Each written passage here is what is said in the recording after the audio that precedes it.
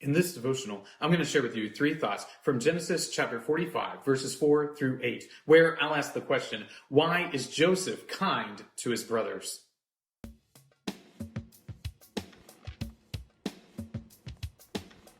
Genesis 45, verses 4 through 8 says, So Joseph said to his brothers, Come near to me, please, and they came near.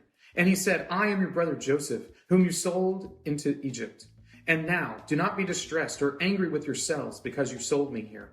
For God sent me before you to preserve life.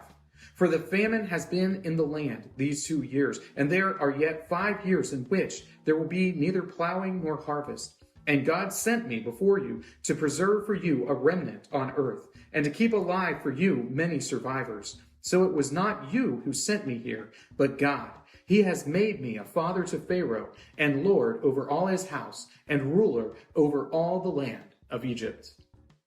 When Joseph's brothers come down to Egypt to buy food, and Joseph recognizes them, but they don't recognize him, for most of us, I think this would be an opportunity for some deliciously evil revenge, where we would scoop them up, take them, maybe torture them for a while, maybe sell them into slavery themselves. I mean, there's a bunch of brothers. We can do all kinds of shenanigans here, cause all sorts of problems. There could be all manner of bitterness that Joseph had harbored in his heart for this very moment. But that isn't what happens at all.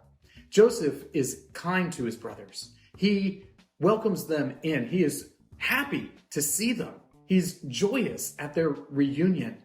And that is a little bit difficult for many of us to understand. But he explains himself to them in Genesis chapter 45, verses 48. Here are 3 thoughts answering the question, why is Joseph kind to his brothers? Thought number 1, they are his brothers. And this is one of those things that we just have to keep in mind.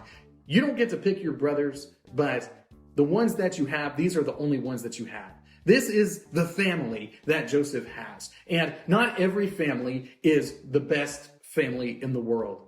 Not every family can be like the Cleavers on Leave It to Beaver. That just isn't the way the world works. Joseph's family is a rough one. It is not what you would expect when you're talking about the founders of your religion. You wouldn't necessarily expect all of the dirty laundry to be recorded for thousands of years. And yet, here it is, laid out before us.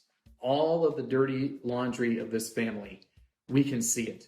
And what Joseph recognizes, that these are my family, these are my brothers. And even though they were wicked to me, I can be kind to them. Thought number 2, God saves a remnant. You shouldn't let it slip by you that these are the chosen people of God. Now, they're not a huge nation. They're not a big group of people at the moment. It's a large family, but it's not a large tribe. But God is saving them. He's saving them because these are the children of the promise. Those promises that God had made to Abraham, Isaac, and Jacob, well, these are Jacob's children. And if they are all wiped out by the viciousness of Joseph, if they are all wiped out by the famine that is destroying the land, well then, what happens with God's promises? God is saving a remnant of these families. He is saving them and keeping them alive through the actions of Joseph. And Joseph recognizes this. He sees him being over them in this moment as the fulfillment of God's divine plan. The fulfillment of those dreams that he had had so many years before. Thought number 3, ultimate causes. We don't necessarily like the idea of providence. We like it when it's going in our favor.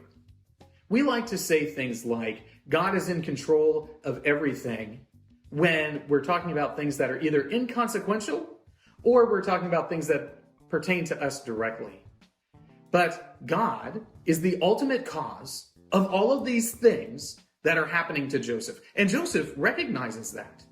He can be kind to his brothers because he sees that it is God who is the author of his slavery. And God is the author of his being raised up. None of this was mysterious or contingent for God.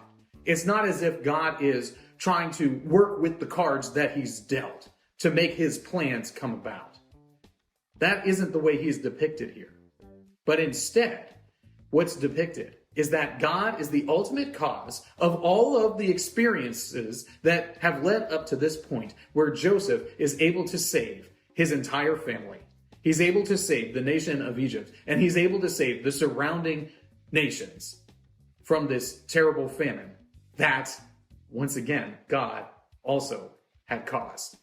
This is providence. This is the belief that God ultimately is over and in control of all things. All things. Nothing is left to chance. Joseph recognizes that.